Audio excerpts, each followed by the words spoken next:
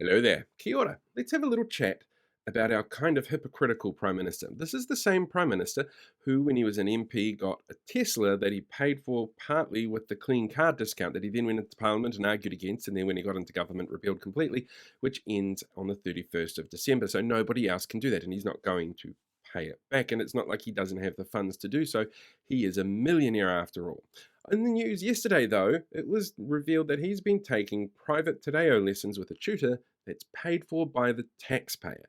And this is where things get really interesting in terms of how people react to the media and interact with it. You see, nobody is criticizing his learning of Te Reo Māori. It's important, I think, that the Prime Minister has a basic understanding, at least, of the language. And nobody is saying that there shouldn't be a government tutor that's paid for by the government to teach the Prime Minister and other government officials how to use the language.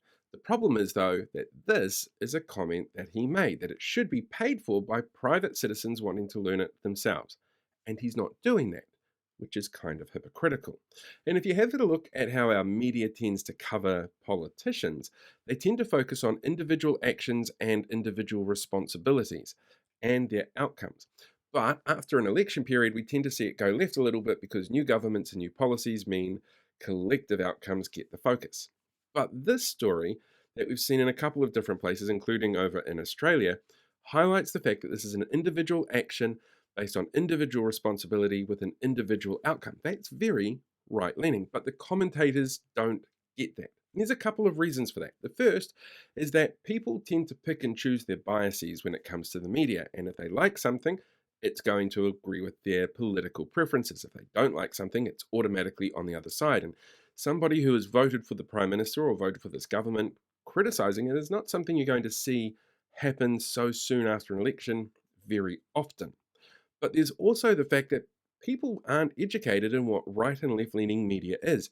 Those people who are making comments like this on the New Zealand Herald page, for example, probably weren't complaining over the Luxon's holiday special that made the media rounds this weekend, because it paints them in a very different, positive light.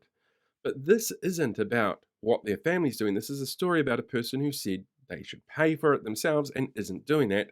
Therefore, it's hypocritical. But it's not an attack on the government. It's pointing out a hypocrisy, which doesn't make the media left leaning. It makes the media doing its job.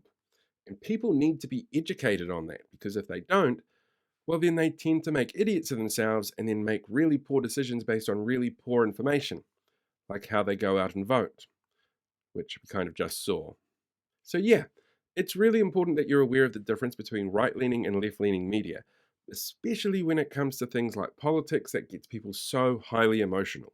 Because only when you know the difference and you can differentiate the actual difference can you sit down and think critically about what it is that you're being presented and how to process that.